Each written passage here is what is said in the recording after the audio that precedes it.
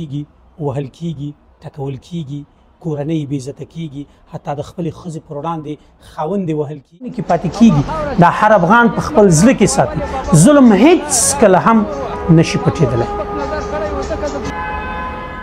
جهاد روا دی.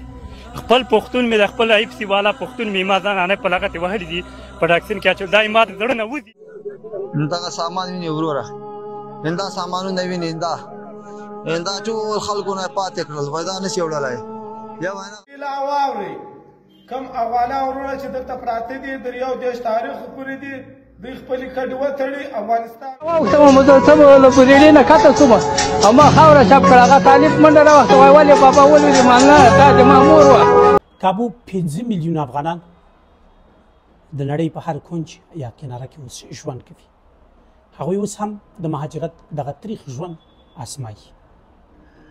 د دې سربیره تاسو ټولو به لیدلي وي چې په ایران او پاکستان کې افغان مهاجرین په څومره لوړه کچه شکنجه کیږي، ربړول کیږي، وهل کیږي، ټکول کیږي، کورنۍ بې عزته کیږي، حتی د خپلې ښځې پر وړاندې خاوند وهل کیږي، لورګانې بې عزته کیږي، له کورونو شړل کیږي، ان دې ته چې 50 کلنې حاضرې ترې پاتې کیږي او له خپلو ځایه وشړل شول.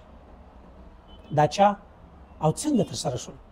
آخر دا مهاجرین چا مجبوره کړل چې له افغانستانه کډه وکړي او په بل هیواد کې دغه تریخ ژوند وازمایي یا یې تجربه کړي؟ د دې درشات څه و؟ آخر ولې داسې کار وشو؟ آخر ولې په دومره لوړه کچه افغانان بې عزته شول، غیرت یې تر پښو لاندې شولو، حتی اوس په نړۍ کې افغان ته د انسان په نظر نه کتل کیږي؟ دا چا وکړل؟ دا چا مجبوره کړل دې کار ته؟ د دې ټولو کارونو تر شا لاس د چا و؟ څوک په دې کې ملامته دی؟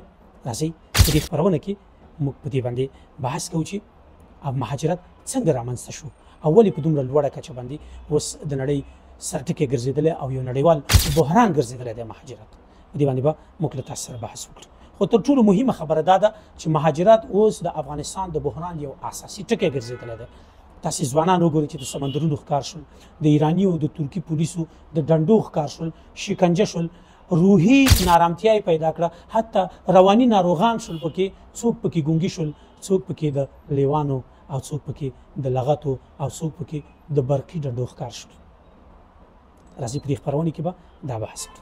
افغان مهاجرینو مجبوریت اوس هغو هیوادونو ته په اصطلاح یوه لنګه غوا ده چې دوی د خپلو سیاسي ګټو لپاره یا د خپلو ګټو شخصي ګټو لپاره یا د په ټوله کې د خپل هیواد د ګټو لپاره اوس افغان مهاجرین د یوې وسیلې په ډول باندې کارول کیږي. راځو لومړی د ګاونډي هیواد ته.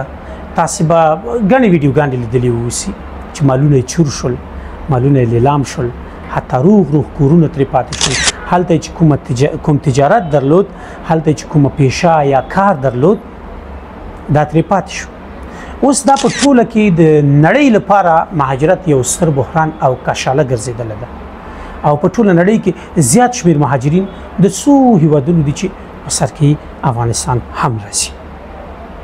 پاکستان یا ایران کله چې په 1909 یا د 1980 کلونو را په دې خوا د افغانستان جهادي مشرانو چې اوس هماغه جهادي مشر د هر چا رهبر ګرځېدلی، د همدوی له لاسه ګڼ شمېر افغانانو خپل خواږه کورونه پرېښودل او له دې ځایه مهاجر شول. څوک پاکستان، څوک ایران او څوک اروپایي او څوک امریکایي هیوادونو ته لاړل او هلته یې د مهاجرت تریخې شیبې وازمایلې یا یې تجربه کړي. اوس چې هم د نړۍ په هر ګوټ کې ګوري افغان دی او دا مجبوره شوی دی. عموم کې دغه په پاکستان کې چې کوم مهاجرین دي یا په ایران کې چې کوم مهاجرین دي دوی ملامته نه دي، دوی مجبوره شوي دي چې خپل کورونه پرېږدي او په پردیو هیوادونو کې مزدوري وکړي، لوړې ژورې وازمایي تر څو خپلې کورنۍ ته یو څه ډوډۍ پیدا کړي او خپل ژوند پکې ارامه تیر کړي. تاسو د هر مهاجر کیسه که تاسو وګورئ تر شای بلها فلسفې پرتې دي، تر شای بلها کیسې پرتې دي چې د دې په ژوند کې څومره سختې تېرې شوي دي، دا څومره ربړول شوی دی، دا څومره د پاکستاني یا ایراني پولیسو لخوا ځورېږي، حتی د دې عزت ته لاس اچول کیږي، د دې غیرت تر پښو لاندې کیږي. آخر ولې؟